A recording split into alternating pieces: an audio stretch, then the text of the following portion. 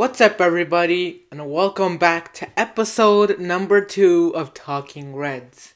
I'm your host, Alessandro Ciampa, and we have huge news today regarding Toronto FC. Well, in the past also, but we have huge news, including the topics that we'll be going over today are including Jonathan Osorio being named new captain of Toronto FC. We have the new third kit leaked, kind of, sort of. Then we have their preparations for the game, their first preseason game tomorrow in Florida, against Nashville. So we'll jump right into it. But huge topics. I had to delay the video. I wanted to delay the video a little bit just because I didn't want to have a whole plethora of things just spread out. I wanted it to be bunched in together. So guys, just get ready for a long episode. Don't worry, it'll be good. It'll be nice. So I hope that you guys enjoy the episode, and make sure you guys hit the like button and you subscribe to Talkin' Reds so we can continue to make TFC community better and the videos better. So the first topic, and it's probably going to be the title or the thumbnail of the video. The title is going to be everything that we're covering today. But we have Jonathan Osorio being named the 8th captain in Toronto FC history, leaving behind the 7th captain in Toronto FC's history, Michael Bradley, who is now retired as a professional footballer. So we have Jonathan Osorio.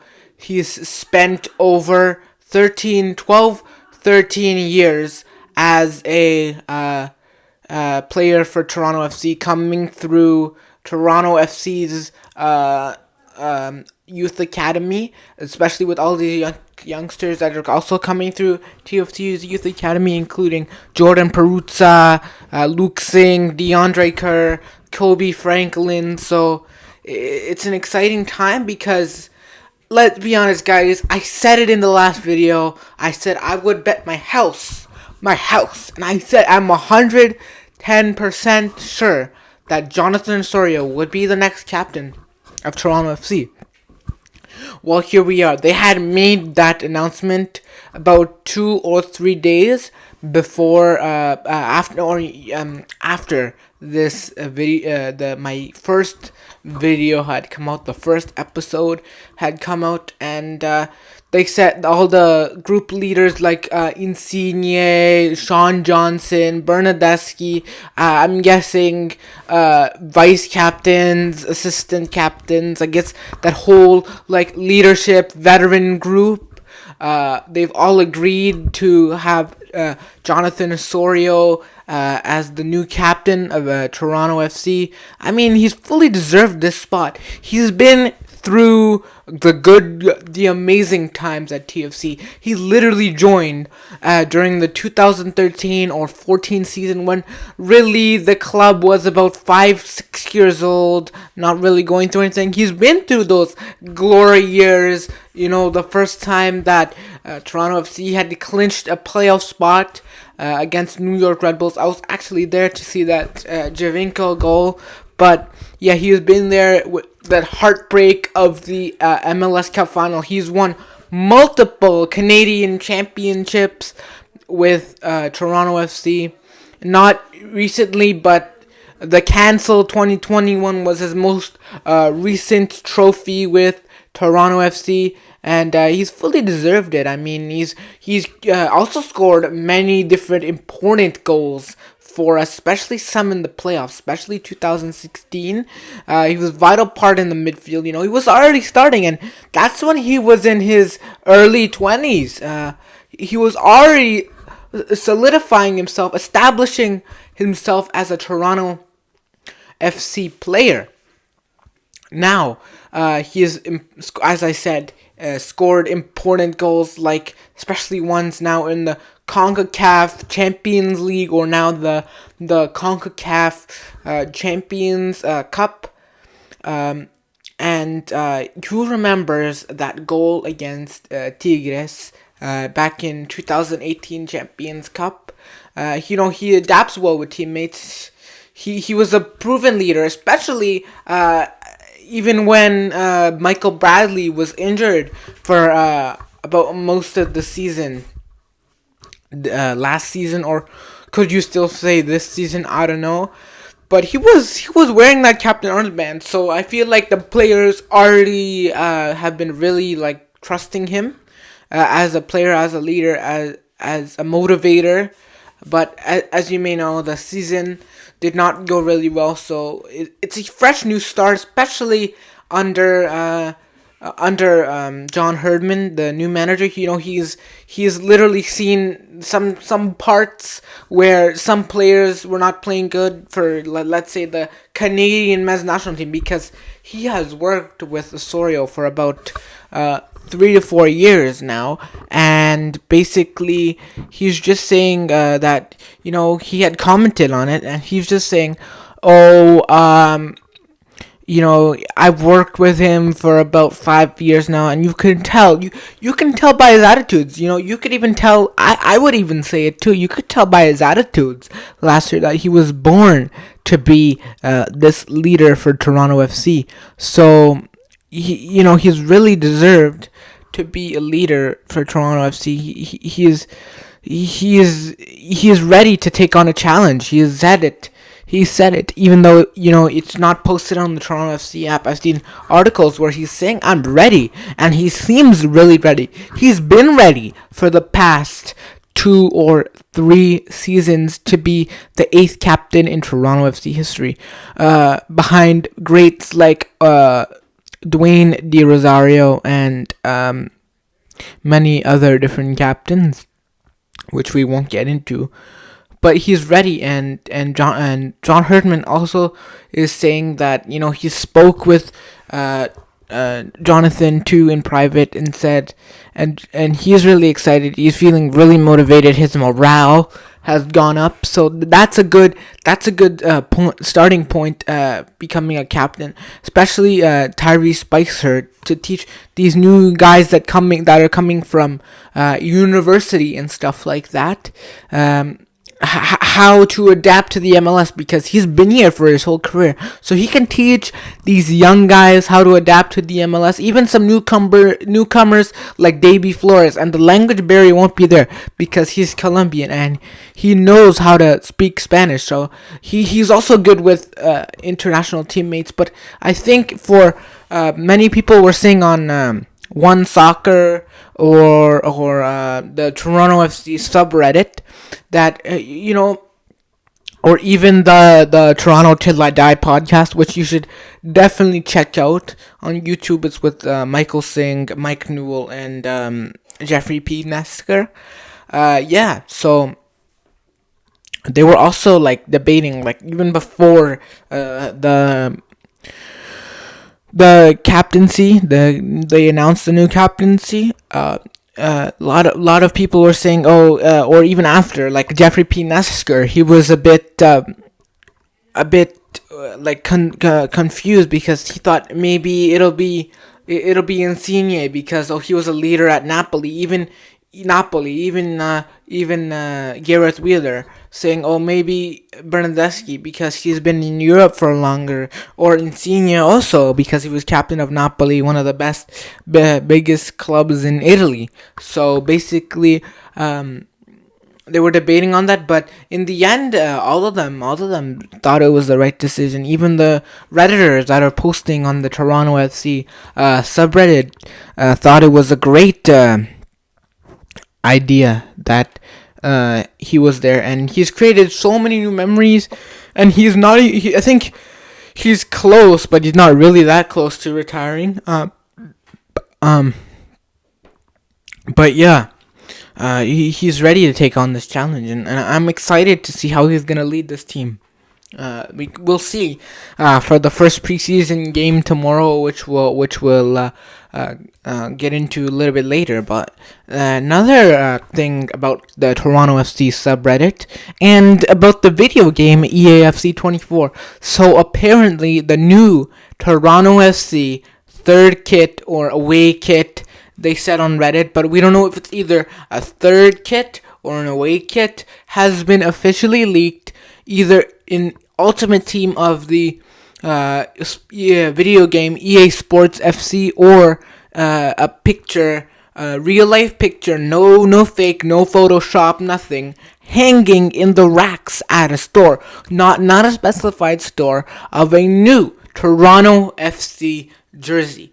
Now, people were speculating, could people have put their own design on it? But it literally looks legit, because we know about the past, talking here about EA Sports and their leaking of jerseys. They've done it in the past for the Chelsea jersey that hadn't come out yet, but it has now. But they've leaked different things like that Chelsea jersey, and now, for example, not just Toronto FC, but all three Canadian teams, including CF Montreal and Vancouver Whitecaps. All of their jerseys were leaked too, and people, once they also saw it on EAFC 24 Ultimate Team as a customizable kit for your Ultimate Team players, they were a bit speculating about it. They didn't really like it, especially if you check it. It's on Canadian Footy Twitter account and on the Toronto FC subreddit. If you scroll down, it should be a bit newer. But yes, it's really amazing to just see how EAFC likes leaking things. And people, as I said before, were very not happy about the badge change, because if you look closely on the jersey at the top, look, so let's say like right here, this is where the badge usually is. The badge is usually here, and usually it's the typical Toronto FC badge, but it had looked like it had changed a little bit. Here we had the. It looks like the flat. I don't know if you can see it. I don't know. You probably can't see it, but if I could move my phone, but I can't. But I don't know if you can see it because my phone is kind of pointing towards the mirror. But on this poster we have Bitchy the Hawk, which is our mascot here, and the badge you can see.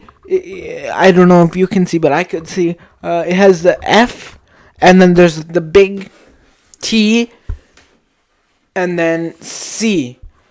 So kind of like symbolizing the Toronto like city in general, like emphasizing that capital T there. But yeah, that's how the badge will look like. Many fans are calling it, it's garbage because it's not the traditional Toronto FC badge. But honestly, by the way the kit was designed, if you take a look at it for yourself, by the way the kit was designed, it kind of looked like it fit. It fit a lot with the badge, because it looks like it's like global. It's a white kit. The kits that they've been using for the past like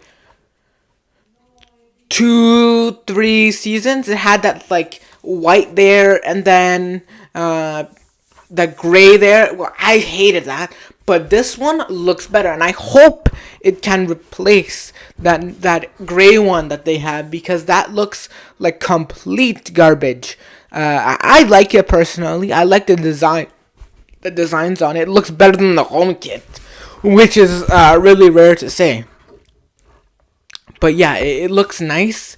It looks newer. It looks fashionable. It looks like something you would see a lot of people in the city of Toronto wear. So it looks nice. I kind of like it. You can take a look at it for yourself. As I said, in the Toronto FC subreddit, and if you go on Twitter, you can see it on the Canadian Footy website. But yeah, I feel that I like it. I don't know if they're gonna announce it. They're probably gonna announce it 2 or 3. I want to see if they're gonna like showcase it during the preseason game from photos and videos that I've seen. But yeah, now we'll get into some injury updates just before the first. This is the last segment before the first preseason game of 2024 for Toronto FC. This game, as I said, like I think 2-3 games will be played in Orlando City, Florida. Now Orlando, and they will also be playing in Santa Monica, California. Yes, so California, like I said before, and Florida in a previous video. This is where their preseason games, but their first preseason game will be in the state of Florida in the United States of America. So basically, yes, their first game will be tomorrow at 1 p.m. So during school hours in Florida against Nashville SC. And John Herdman has given many updates on the player's health.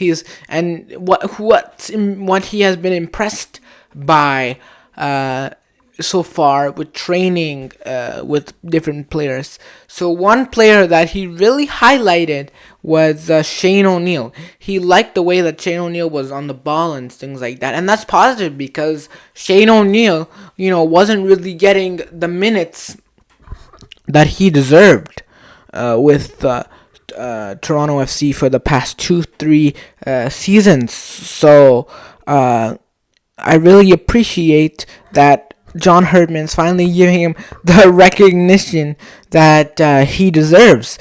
But now, I think it's his time to shine for Toronto FC. So next, we have the injury updates.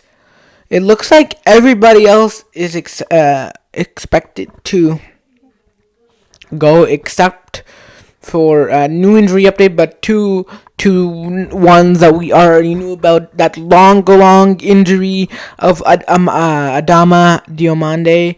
He'll be training with the medical staff back in Toronto. I don't think he'll be able to make the Florida trip, but he should be able to make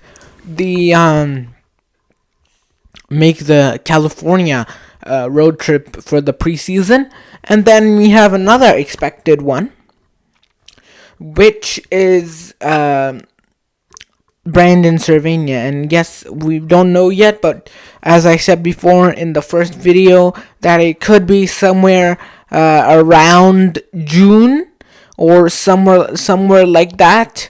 Then we have which we should already know about, which is kind of positive. But we should know that he might return even earlier than that, May. But also Diomande might return, but in between the first 2-3 weeks of the season, which I really wanted to see him play, because I've literally only seen him play about 50 minutes of football for Toronto FC. Then we have Tyrese Spicer, the number 1 overall pick in this year's MLS draft. Tyrese Spicer. He is injured, I think, with a toe injury, which is unfortunate for Toronto FC, because it's a bit sad. I'm feeling a bit down that he's injured because I was excited to see him play. You know what? He may be only injured for this one game. You know what? They're going to be testing out the younger guys like the TFC2, TFC3, maybe a little bit of the first team players. But he's very Very, very good player. I can't wait to see him play, but this is unfortunate. I was kind of hoping that you wouldn't get injured so we don't have to deal with the stupid injury crisis just like last year at the beginning of the season where every single freaking person was injured. And it also looks like Sean Johnson is ready to come back. He's fully fit. Looks like he's 100%. But yes, I'm just speaking on Tyrese Spicer. Like, I hope this isn't an injury riddled career for him because he has a lot of great potential to be the next big striker for Toronto FC. A young 18, 19-year-old guy, Trinidad and Tobago guy.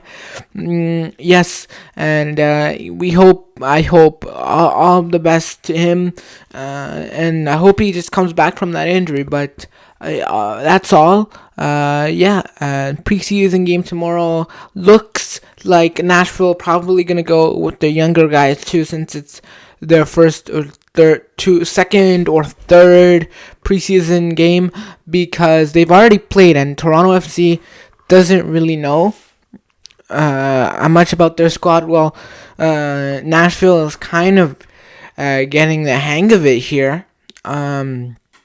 Nashville's very prepared, especially with the international friendly, since I've told you they've played about 2 or 3 games already for for the team in general. So they're a bit more prepared.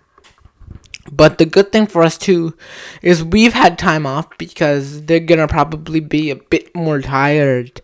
But nothing really much to say since it's only a preseason game. I'll to be honest, I'll really go in depth the day before or the day before, morning before the game, the first game of the season for Toronto FC.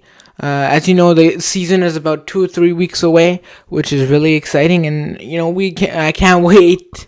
But we'll just have to see how the young guys produce. Maybe like Jordan Peruzza, Luke Singh, Ranjit Singh, Garvan, all these different types of players. So I'll be ready to just check their stats and everything, and we'll talk about it about 2 days from now. So.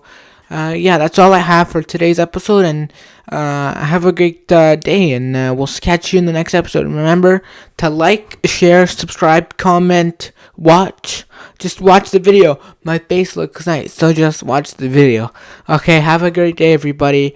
Peace out, and come on, you rats!